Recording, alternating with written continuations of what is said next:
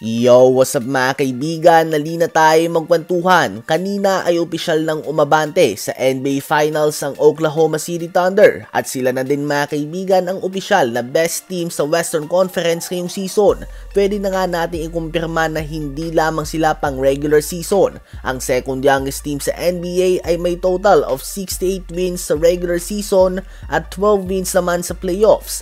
4 wins away sa kanilang unang championship ang team na ito.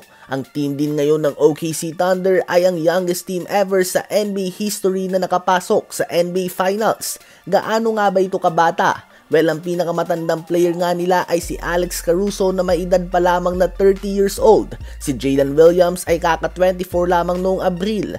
Ngayong Mayo naman ay naging 23 years old si Chet Holmgren. At si Shai Gilgeous-Alexander, ang regular season MVP, scoring champion, at ngayon Western Conference Finals MVP ay 26 years old pa lamang. At sa West Finals na ito ay pinakita niya nga kung bakit siya ang MVP. Nag-average siya ng 31.4 points, 5.2 rebounds, and 8.2 assists per game. Sa kanyang last 8 games sa isang beses lamang siya hindi gumawa ng 31 points o higit pa. At sa kanyang panguna ay muling nakabalik sa NBA Finals ang OKC Thunder matapos ang 13 taon o 13 years. Ang huling pagpasok nila sa Finals ay nung nasa team pa nga ang tatlong MVP, future Hall of Famers and all-time greats Kevin Durant, Russell Westbrook at James Harden. Ngayon nga ay nakukumpara ang dalawang team na ito. Kung individual talent ang pag-uusapan ay mukhang mas malakas nga ang 2012 team ng OKC dahil tatlong future MVPs nga nasa team na ito.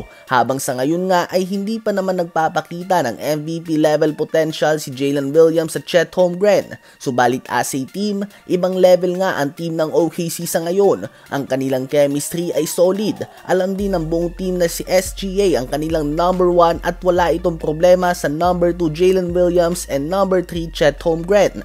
Ang depensa din ni Caruso at Lu Dort ay on full effect at kitang-kita naman kung paano nila pinahirapan si Ja Morant, Nikola Jokic, Jamal Murray, Anthony Edwards at Julius Randle ngayong playoffs. Ang OKC ngayon ay talagang championship level team dahil bukod sa talent and coaching, ang kanilang attitude and chemistry ay pang championship din. Regardless kung sino nga ang mananalo sa bakbakan ng New York Knicks at ng Indiana Pacers ay heavy favorites ang OKC Thunder sa NBA Finals, and rightfully so dahil sa dominance sa pinapakita nila buong taon at malaki nga ang agwat nila sa record. Kaya naman ang tanong ay kaya ba nilang gawin ang hindi nagawa ng OKC team noon nila KD, Westbrook at Harden? Well, sa ngayon ay malakas nga ang tsansa nila.